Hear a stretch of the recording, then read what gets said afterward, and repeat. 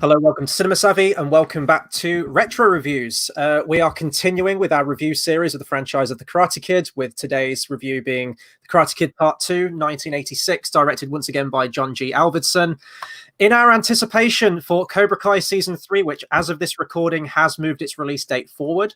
I believe it was originally the 8th of January. Now you can expect it on the 1st of January. So we've got even less days to get all of these films done, but we will get them done nonetheless. We will be doing the entire franchise of the Karate Kid films, and indeed a Season 1, Season 2 review of Cobra Kai as well before we get into Season 3.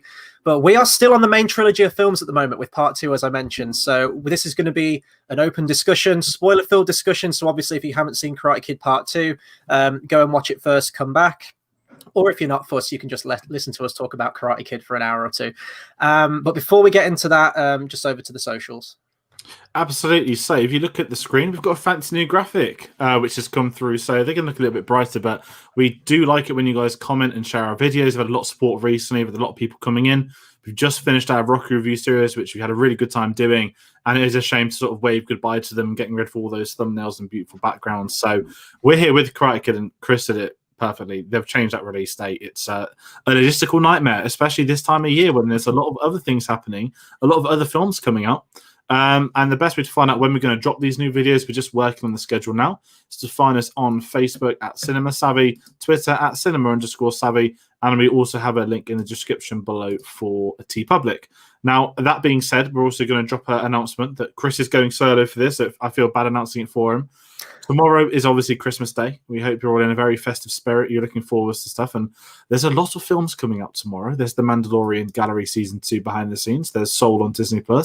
There is also the Pedro Pascal Netflix one. There's a bit of a trend here. And Pedro Pascal's third film coming out tomorrow is none other than Wonder Woman 1984. You haven't missed 1,182 films between then. It's just the year it's set in.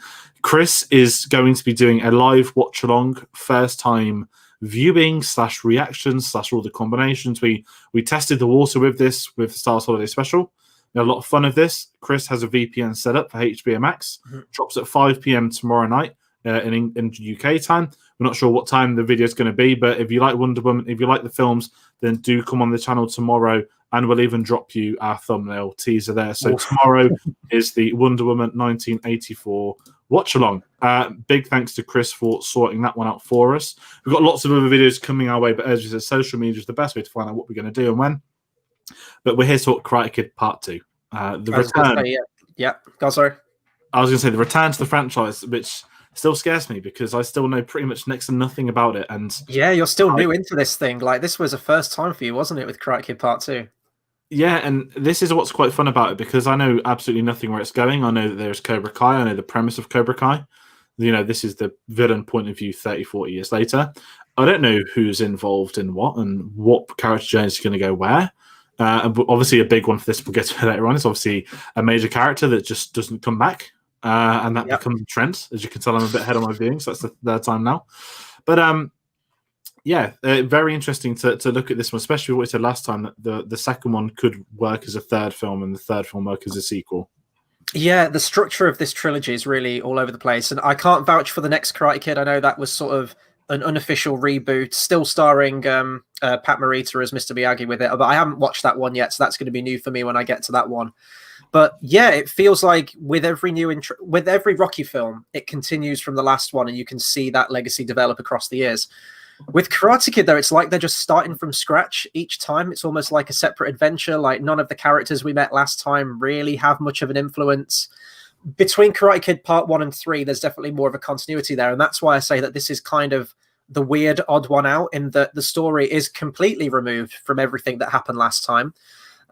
We get a brief sort of like prologue at the beginning, which is directly after the ending of the first film, which I actually read about that they didn't film it as of the first film. This was still filmed like around 85 or whenever it would have been for the release of Part 2 in 86, but that was meant to be in the script. The original ending to Part 1 was going to be Daniel winning the tournament, coming outside, the whole altercation between Johnny and Kreese, and then Kreese versus Miyagi, and then the film was going to end there in the parking lot. And then for whatever reason, they thought it would be, and I agree with them, I think it's a much better decision to end it on that freeze frame during the tournament. But And that's really your only look at, insight into characters from that first film. And then every other character's either, they don't appear because they're off doing something else, or they're just completely dropped from it altogether. But that's the interesting thing about this sequel is, and I can see both sides of it, that some people may enjoy this one. I do enjoy this one as initial overview. It's not a scratch on the first one, and nothing ever will be. The first one is very much a self-contained movie. And we say that a lot with the first Rocky film as well, that was self-contained. But with Rocky, I feel like there was room to grow with that. There was definitely, and then obviously we saw that over the franchise that there indeed was. But this one, the story's kind of been told from the first film. And I do get the sense of that still the case when we get to part 2. Because this isn't really like a Daniel LaRusso story. The first one was a coming-of-age story, and the story was completely focused on Daniel, the student-mentor relationship between him and Miyagi. This one is a Miyagi story. Daniel is really just sort of instrumental in this film. He's not like a key player or anything like that. And then just really briefly as well, if I just go on to the plot details as well. Daniel accompanies his mentor, Mr. Miyagi, to Miyagi's childhood home in Okinawa. Miyagi visits his dying father and confronts his old rival, while Daniel falls in love and inadvertently makes a new rival of his own. So it's quite a bold choice, I think, to go with Miyagi as the central focus of this story. I know that Pat Morita was nominated for an Academy Award for his part in the first film, so I don't know if that had some influence and pushed more to focus on him in the sequel. But you don't get that with many sequels. This does completely go in a brand new direction and doesn't feel too much like a rehash of the first one. No, and I think that's what separates this from a lot of other film sequels, is that rather than repeat what was in the first one, they do something else entirely. Let's just go to somewhere new. Obviously, with Mr. Miyagi, we both kind of, some of our favorite scenes is that scene when you learn about his wife and what he'd been through. And I think, not as a premise goes, but you wouldn't expect, because they've had that detail of this is what happened to him, why he's like he is. You wouldn't expect that here's a whole film about the backstory of him, his childhood growing up. And certainly that's what I think this film leans towards, which I really enjoyed, actually, because you're right with Daniel, there's not much for him to do in this. And also with, I guess, Ali leaving, I don't know how early into the process that happened, where she didn't come back, or whether she chose not to come back, or if she wasn't invited. She resumed her studies, I think, at Harvard. I mentioned last time that she put them on hold whilst she was filming the first one, but she'd gone back to study at this point, so that's why she wasn't in it. Okay. And it would have been weird if they would have had, let's stay where we are, and then Ali's just gone. Nothing. Mm-hmm. So in regards to that kind of thing, taking it to another country opened this new window of what they can do. But the way in which they kind of did it, this big 6-month time jump, was very odd. That's my initial thing, especially when you got that great opening scene when they're coming out. As you said, what was their original ending for the first film, bring it to the second one. It even has its own better payoff in this one. But I've really enjoyed the change of pace, going somewhere new. And the other thing, it's so simple when it sounds like, oh, we've got to go to a new state to do a karate tournament somewhere else in America. That's probably what another sequel would have done if it was traditional sequels. Whereas this is, let's forget what we've done in the first. We've still got elements of, we still have the bullies. Granted, this is more corporate. This is more sort of Yakuza stuff. But let's make Miyagi the focal point. We'll learn more about his family, his life, his childhood growing up. And I think this is more of a character piece than an outright sort of... it feels like this could be not called the Karate Kid. And this could be just be called like Miyagi. As you said, it's a Miyagi story, right? And it feels like it's a spin-off in its own way that has that main cast. And it obviously increases their bond, but I think by learning more about the master, that opens your eyes as the audience, and also Daniel's eyes, because obviously we're placed with him for everything we're learning. He's learning. I think it was quite brave of them to do that, but I think it does pay off in this. It does feel very strange watching it sort of back to back with the first one, but I think it was a really solid idea, and I think so many of these master apprentice type films have that same, we've got to do X, Y, Z in ABC order. Whereas this is just something completely different. We're going to learn all about him. And it's not, this sounds horrible, in a lot of these films, a character will pass away and now we're going to learn about him. This didn't do that. This has us with him front and center. And I thought it was a really fascinating insight. And I think it just delved into, he'd made his character far more, not complex than what he was, because I think he was already a really ambiguous character. But I think by making him the primary focus, I think was easily one of the best things they did in this. And I think that benefits the film, especially the setting change as well. When you think of martial arts, you do think of Asian countries too. You don't think of America outright. And they're learning a little bit more about that scene of the dojos, the family tradition stuff. There's some really, really good stuff, and I think it was phenomenal. Yeah, and that's my biggest takeaway with this film as well. And the bond between Daniel and Miyagi was easily the best thing in the first film. Really believable student mentor bond, father and son bond, just friends, and you really believe that they had like a natural chemistry together on screen. So it's nice to see them continue that with this one. May not be necessarily a Daniel focused story, but I like seeing that side of Miyagi as well. There are some things where, though, watching it straight after the first film, I was noticing where there might be some breakdown in continuity, because I remember in the first one when he has that when Mr. Miyagi's drunk and he's sort of going into his personal stuff, I seem to remember him mentioning like Mrs. Miyagi, I think is all she was called in the first film, in that she was a childhood sweetheart of his. But then we get to this film and it's like, well, no, because there's the other interest. What's her name? Yuki, is it? Yuki, I think. And he loved her and he wanted to marry her, but she was in an arranged marriage with Sato, so he left, and that's like the whole premise of the film. So it's like, so where does Mrs. Miyagi filter into all this? If they were childhood sweethearts, surely she would be there. And then eventually he met her in America when, I don't know. So there is a little bit of a breakdown there. There is a Karate Kid wiki. Maybe I could go onto the wiki and read it. I'm sure there's an article there that'll explain it all. But nonetheless, it is a nice... it's a nice change of pace. It's a nice change of scenery as well. Now, I was doing a bit of reading. They didn't film this in Okinawa. They went to Okinawa to scout it out, but the terrain just wasn't visually appealing. It was a lot of sort of rundown buildings or just concrete buildings, and it just didn't look like the vision that they were going for. So they ended up filming in Hawaii and then set dressing. I think it was Oahu in Hawaii, and then they just set dressed and made it look like what they wanted to with the traditional Okinawa architecture and everything. It looks great. I love the setting for this thing. And you do kind of have that industrial versus natural way. When they first get there, you have, Miyagi says that this used to be where I used to go fishing with my father, and now it's a military base with helicopters flying around. And even Sato's character, who is a businessman, comes in and he's bulldozing houses, and you get the sense that financially he owns that place and he would probably build on it and just be damned with like the villagers there. So there is that dynamic there.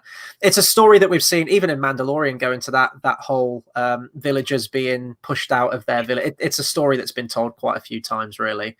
But I like the new characters. I don't think they go into them as much as they could. And I think, not to jump too far ahead, because I know we'll be talking about this in part 3 review, the fact that none of them come back, well, we might be getting a few familiar faces in Cobra Kai season 3 perhaps, and maybe we'll get a resolution to their character in that. But it's kind of frustrating because I wanted to know more about Sato and what changed him and his past, and when Miyagi left, what was, maybe we could have got a flashback to him. Chosen is perfectly serviceable as a villain. He's got sort of like the physical presence of the grin. Like, I remember the personality more than the actual character behind him. And even people like Kamiko, we know that she wants to be a dancer, and that's kind of it. And then that relationship doesn't go anywhere with Daniel into the third one, and even Mr. Miyagi's relationship with Yuki doesn't go into the third one either. And it's kind of frustrating. It's frustrating if you're looking at this as like one big combined trilogy. And that's what I mean. It really isn't. It's almost like there is a vague story connecting all the three, especially when we get to Kreese and the Cobra Kai stuff in part 3. But it irritates me that we don't sort of get a payoff to these characters in context of this trilogy, at least.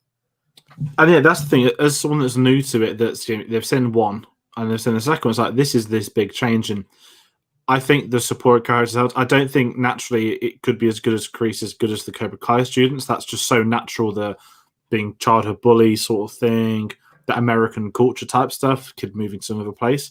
But I liked that dynamic with Sato, with that sort of, and they talk about stuff like honor and respect. It's that very traditional, like Japanese cinema type stuff. You mentioned the set dressing of Hawaii.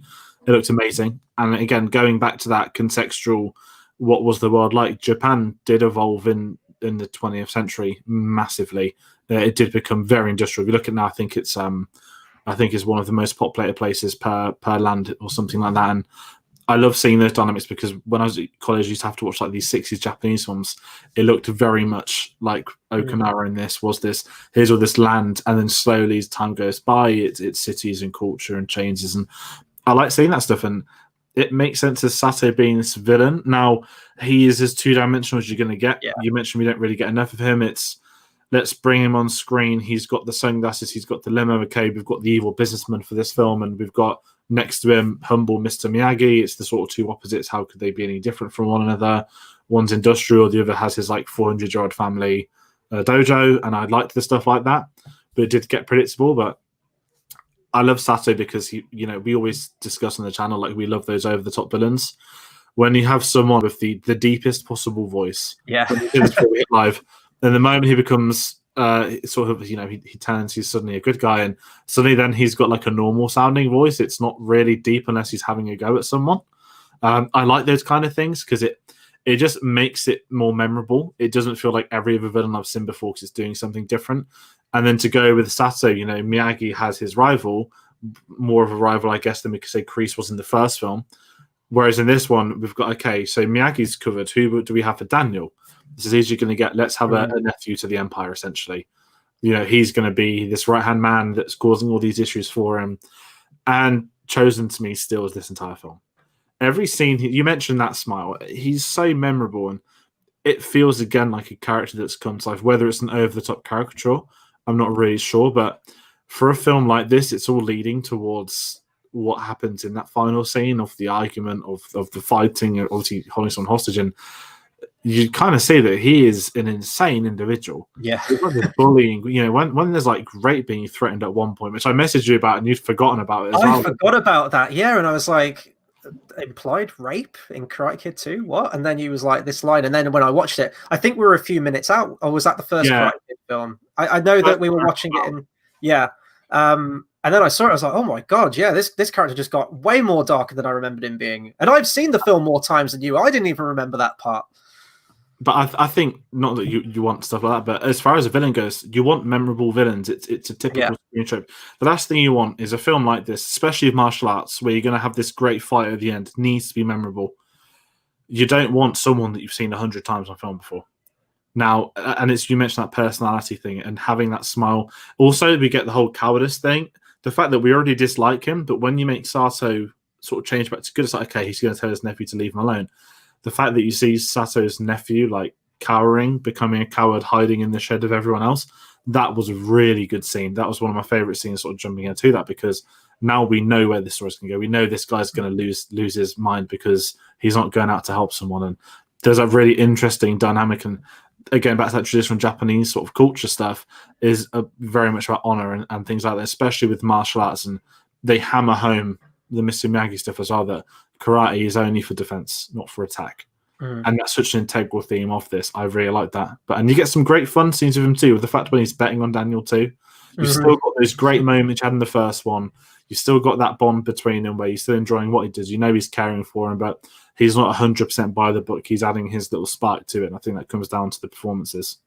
Yeah, and that whole element that you mentioned there about karate being used for defense, that's sort of bookended really nicely in the film as well. Well, a bit cringe-worthy towards the end. We'll get into the noise that Daniel makes and how he beats the villain. I don't like that bit. It's too cringy for me. But when you see Miyagi fighting Kreese, or about to sort of just end Kreese at the beginning, that will be a feud that comes into it the third film. I'm glad it did get some kind of resolution there, but then we do see that theme continued. So it's not completely disjointed from the rest of the story, because that theme does carry over into the rest of it. But going back to Chosen, this isn't like a Johnny Lawrence where, yes, he's sort of like the antagonist, but there is a good element to him. You just get the impression that he's been taught by Kreese, who is an absolute nutcase in the film. So you've got that sort of like divided, torn character. This guy's just bad from the off. Like, as soon as he's introduced to Daniel LaRusso and he's just like crushing his hand in a handshake, and yeah, he's got like these mad sort of like wild eyes and this grin like all the way through the film. And this is why I love my 80s films, because so many of like these kind of films, not even like necessarily like a big franchise like Karate Kid, but some standalone films, or some like really bad action films, or so bad they're great action films, like, I don't know, like a Van Damme film or something. The villains, and you see actors and they come back in all these other films throughout the 80s, and you see them, and there is just like an unspoken, there might not be the deepest character, they might not have like pages and pages of backstory, but it's something about the performance or the character acting, and I think that's absolutely the case for this. Now, as I mentioned, we do see the actor who plays Chosen, Yuji Okamoto, I think it is, in the trailer for season 3 of Cobra Kai, so I'm really looking forward to that. I know as every series has gone by, fans of Karate Kid have wanted another villain from the established franchise to come back. So I know a lot of people really want Silver to come back, who is the villain in Karate Kid Part 3. And believe me, we'll get to him when we get to that review. But that's one thing that I can say about at least the main 3. I haven't got to the 4th one yet. I don't know anything about the 4th at all, but at least all of them have memorable villains in some way. And yeah, like Chosen as well, that moment of cowardice, he even leaves his uncle Sato for dead when he's underneath the log, and he says like, is he still there? He's like, oh no, he's dead, just leave him, forget about him. So really, really not a nice character. We'll get onto the ending fight later on, I think, because we just talk about a couple of the other characters as well. So we kind of have 2 love interests. We have one for Miyagi, as I mentioned, and one for Daniel, because Daniel's got to do something in this film. So may as well give him a love story, right? And that's something that they don't do it as much in 3. I don't think it sort of blossoms into a so-called relationship or love interest. They nip that in the bud pretty quickly, but it may as well be for like their bond in that 3rd film. But anyway, coming back to this, so we've got Kimiko, who is played by, let me find the actress, Tamlin Tomita. I really like her character, and I know a lot of people that are fans of this franchise wish that she was the girl that Daniel settled down with. It goes back to that structure for me that, you have the first one, you have Ali, a typical teen kind of coming of age film where a love interest, it's all kind of part and parcel of that kind of film. The second film should have been a direct continuation of the Cobra Kai stuff, and then your 3rd film go in a completely different direction and end it with the Japan stuff, and I think it would have been nice. It's a different kind of chemistry, but I like the 2 in it together. It's not necessarily deep. The dialogue is just sort of bog standard romantic love interest. They know each other for what, like a couple of days, maybe a week, and then they're instantly falling in love with each other, talking about hopes and dreams and what they want to do. And of course, to the backdrop of a really cheesy 80s power ballad song, one of my favorite songs, Peter Cetera's Glory of Love, which was like the hit single for this film. I want to say this film in general as well, it was the highest grossing one of the main trilogy.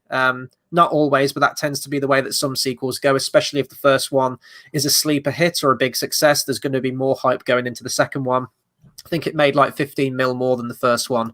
And they really pushed like merchandising for this one. I know there was toys. I think there was a video game made. And the first one, you had a lot of music in it, a lot of soundtrack, but that, again, kind of blended in with that teen drama kind of film that would have a lot of pop music in it and everything.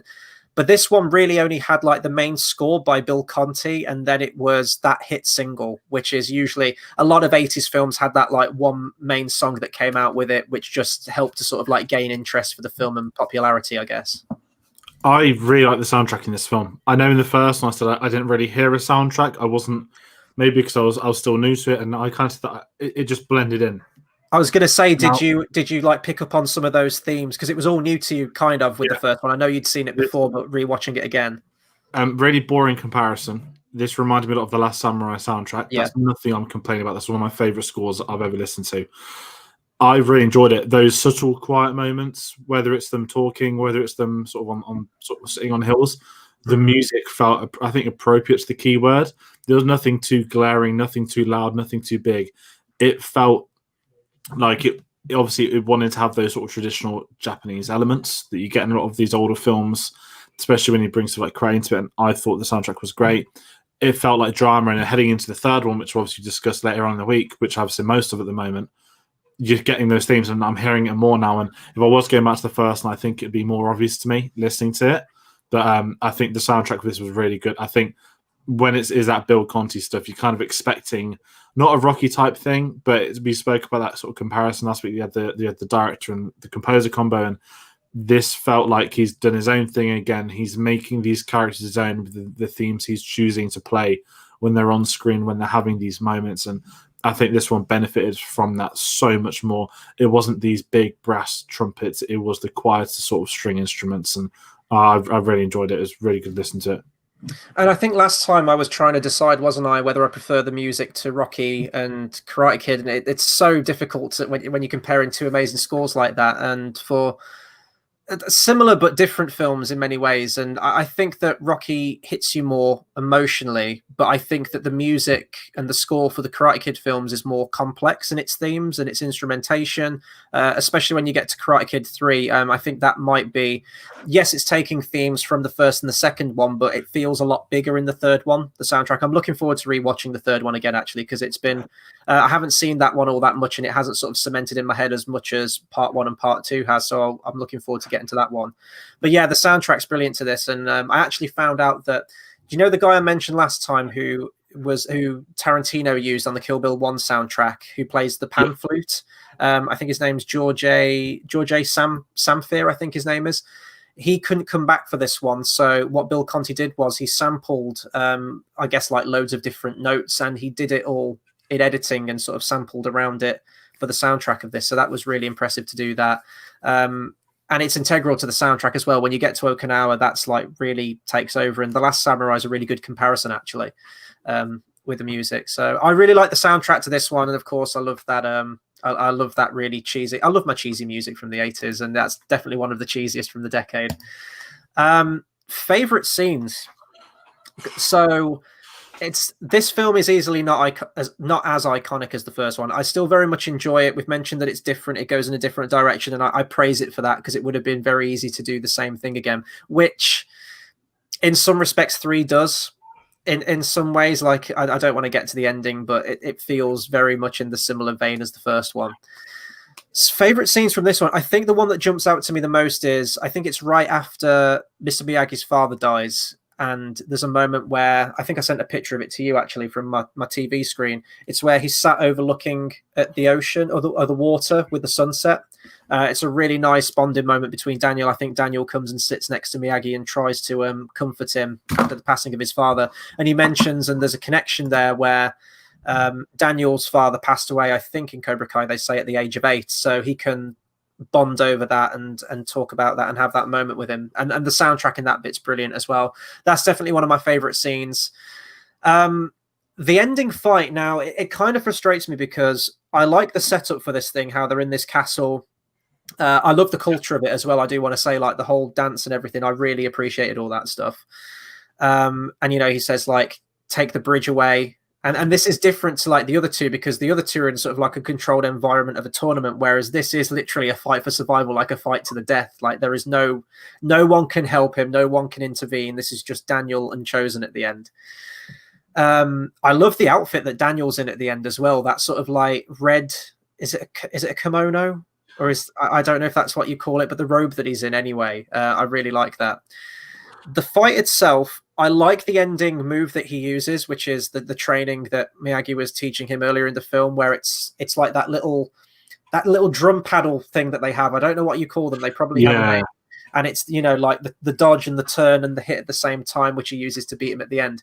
But I don't think it's filmed particularly impressively. You don't sort of get that sense of, it's not like shot on a wide screen where you can take in all of the choreography from it, and it feels very small scale for the ending of a film. I don't know if you got that from this one. It's one of my, it sounds horrible. I enjoyed the fight, but it felt like we've just made this film that's more of a drama than a sports film. And it's about this relation, a man and his father has passed away, going to Japan. And it felt like the final scene. As in, okay, they've all made up, they've had peace, they're going to have the banquet, that's it, that's done. And I genuinely thought, I was like, oh my God, they've made a Karate Kid film without a karate fight. That's very brave. It's like Rian Johnson with The Last Jedi. There isn't a lightsaber fight. No lightsaber flash in that. And exactly. And it's brave. I think brave is a really key word. And then it just kind of got thrown in. I was like, oh. And then that's what you said. It's a fight for survival. It's like, really? Like this whole like castle of people, and they're just going to allow someone to have a fight to the death. I'm fine with far-fetched, but that was weird, and it felt so thrown on. It felt so last minute, and I like the fact that he goes for the kick and he defends it, because it is that very traditional. It's worked before. You can't surely win a fight like this again. I think many films have done it. Indiana Jones probably the best example ever for that, actually, without having the gun in the second film. I didn't mind the fight, but it just felt like, oh my God, they've had to bring this villain back. Like he had his moments. He was the coward. He ran off. Suit used to sound him. Sato, sorry. And no, it's like no, he's going to come back. He's going to take a hostage. And he's going to kill her unless Daniel fights him to the death. Doesn't And he zip line in as well down like the thing? I he swear there's like a flies. wide shot and you just see him zip line in. I can't He's remember. flying. He is flying. It's so because it felt like a really nice epilogue scene. Like this is how this film is finishing, and obviously it does finish obviously the fight anyway. But I just wasn't sold on it, and obviously I know what they wanted to do because jumping to another favorite scene is the opening scene where we have the glass, the hands, the Mr. Miyagi. That scene was phenomenal because I thought I was like, oh my god, is Miyagi trying to end this man? And you then know that he could as well. That's the thing. Like he easily could. Yeah. We know enough about him. We know that when I was like, oh my god, because he mentioned he'd been in the military. I was like, oh my god, is he back in military modes? That's what that opening scene felt like, and I love that scene. And I know what they want to do with the mirror scene of Daniel. And I know you want to talk about the nose thing. I get it. I completely get it. It's about being better, not rising to it. I understand all of that stuff. There's no way to say this part, is there? I think it's that traditional humor that you find in younger people. And I think when you get a lot of people that come into the country as they're trying to establish themselves, and a lot of people that are very similar at school, their humor was very outdated. That's something tailored towards younger people. And I can understand that sort of like Mr. Miyagi because it's that like dad joke type thing, isn't it? Mm-hmm. And when Daniel's, it's like okay.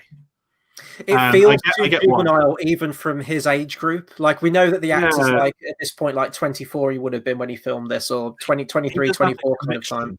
He doesn't have the conviction for the live or die. I love the guy would rather die than live without honor. Yeah. I like that. That's that ultimate deranged villain stereotype. And obviously he's got to live with himself. So as you said, if he's in the trailer for season 3, then I'm intrigued to see what happens because obviously I'm alien to all of it so far. But yeah, it felt odd. It didn't, as you said, the time where he's in his life, I don't think Daniel was capable of doing that. It's not, it's just one of them. I felt like the final fight has to be there because it had to be there. It's not one of my favorite scenes. It's got some great individual moments, but my favorite scene outright is probably, as you said, the one after the sort of the funeral. I really like that moment. I normally hate things like the storm, that caricature of the, oh my god, there's a storm coming, we must all group together to save the village. I like things like that. It's done so many times, but I liked the fact that Sato wasn't dead when he thought he was, and that he came back and that he's changed. It's again also very stereotypical that you've had the sort of person from a sort of became a big fish in a small pond kind of forgets that. I like that kind of cultural vibe that a lot of films do. I like the bit at the start of the film as well. I was just thinking back to that where Daniel comes back and Ali's broken up with him off screen because we can't have her in the film, and he's stressed and Miyagi takes him over to the wooden panel, and he does like the one pushing the nail into the wall with a hammer, like with one stroke, and he gets Daniel to do it, and he says like, I can't, I'm not focused, and he says just breathe. And you get that. It's like chasing after what happened in the first film. I love all those training moments. So I do like that moment as well. Does that come back into it, the breathing thing? I don't think it does it? That seems like something that would be set up for maybe something that happens later in the film. If it's anywhere, it might be in the ice scene, maybe. Because I love that with the ice blocks. That was again that. Oh, breathing. Yeah, he does. You're right. Yeah, it does come back.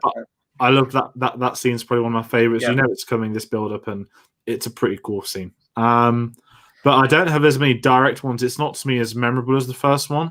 Agreed, but I appreciate it in a completely different way that this felt more like a drama, and I quite like that they did that. It's something different, and I think it worked for the characters and the story they were trying to tell. Yeah, no, I'm the same as well. Like, if I go into my overall thoughts, I do still really enjoy this film. I enjoy all of them in some way, to a lesser extent the third one. I tend to have more problems with that third one than these first two. I do think that, I mean, I've been proven wrong now, I guess, with Cobra Kai. It's so weird talking about these films in hindsight now with Cobra Kai, because Cobra Kai is so good with what it does with the characters. But if I was looking at this trilogy as just, what they were when they came out, this does feel a bit pointless in some way. Like, it doesn't really feel like it's a story that absolutely had to be told after the first one. The first one to me was a very self-contained film, and out of all of them, the first one is the one that I'll go back to. And it's not like in a Rocky respect where, I know we are for the sake of these reviews, like it's important to go through the franchise and it's nice to just get them all done, like a sense of completion. But if I put on the first Rocky film, probably like the OCD in me would want to then go on to Rocky 2, Rocky 3, and before I know it, I've ended up doing like a marathon of them again, like we did for the reviews. and that'd be like in my own time. Like I'd want to do that, but if I was watching the Karate Kid, I could quite happily just watch that first one and not really go back to 2 and 3. And that's kind of what I've done. I think Karate Kid 2, doing the rewatch for this review, I think that was the 3rd time I watched it, and it'll be the 3rd time again for part 3 when I come to rewatch that. But the first one, I've lost count of the amount of times that I've watched that film. So that's kind of my overall opinions. I do appreciate that it's not the same film again. It's not the same plot point for plot point. It does have its own identity. It does go in a different direction. I like the shift to Miyagi, and I like that we go to a completely different place, new environment. Everything about the film feels completely different, and I love the stuff that they do with Miyagi. Daniel doesn't really get much to do in this one. So that I could see that being like a negative against the film if people really did appreciate Daniel as that underdog character in the first one, and then you get to the second one and there's not really much meat for the character to sink his teeth into. We do get that love interest, as I mentioned, with Kimiko. That's another one of my favorite scenes, actually, where they go to the castle and you've got Glory of Love playing in the background. For some reason, I can never explain this. Like, songs in films sound so much better. I don't know if I feel crazy saying that, but if you listen to that song on like a music channel or just on its own, just audio, it doesn't have the same impact. It sounds different. I don't know if they mess with the pitch or something, but it always sounds different in a film. And there's actually a really nice variation in that scene that I mentioned there with Kimiko. It's got a lot more piano in. It's more instrumental. You cannot find that version of the song anywhere. I've looked everywhere for that. If anyone's isolated that song from the film, you cannot find it, and that's probably my favorite version of the song is in that scene. When the characters are talking and there's dialogue, it's mostly just the instrumental of the piece, but I can't find it anywhere. So I'd still recommend this. Like, I still think it's a solid film. I have a lot of fun watching it. I enjoy it, but it's a very different film from the first one. The first one is that absolute classic from the 80s, one that I'd recommend everyone watch. This one, I'd be like, if you enjoyed the first one, go to the second one, but I don't think you're losing a massive amount if you don't go to this one. That's sort of my opinion. Yeah, it's not an essential watch. It's not obviously it's a sequel, but it doesn't feel like that you must see this. You could probably, from what I can tell, jump in and out of the Karate Kid films. You could probably you know better than I can. You can probably maybe even do Karate Kid 1 and go watch Cobra Kai straight after. It feels like a franchise that each one stands alone, and this is what I kind of echo, that it has that dramatic feel to it. It feels more like a drama than a sports film. And I realized they went for that rather than have these big characters. And I guess when you get to the third one, there will be big character moments or big moments that may be reinforced because of what we find out in the second one. So I'm looking forward to seeing that dynamic in action. But I thought this was a solid one, very as different as it could be from the first. I don't enjoy it as much as the first. I don't think it's as good, but certainly as a companion piece is a really nice way to put it, actually. It feels like a great companion piece to that. And I said a lot of fun with it. And I just hope that we get to see it, as you kind of said, let it have its time. You mentioned Chosen's coming back. It's not that they need to reference stuff like that, but it's that kind of, you know, what impact has this film had on these individual characters? Because if they've not discussed it after, ultimately, what was the point?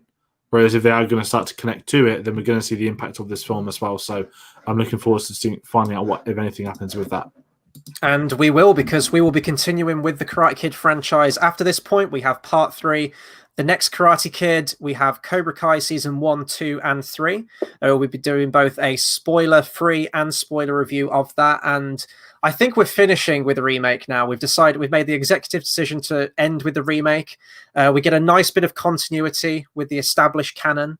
And we were going to try and squeeze it in, but guys, we have a lot of films to watch. You know, they say that Christmas is a time for rest and family, and yes, it will be that, but I also need to watch a lot of stuff. We both have a lot of stuff to watch, not only just this, but we also have the new Pixar film Soul, which is released tomorrow on Disney Plus, that we'll have a review for on Boxing Day, the 26th.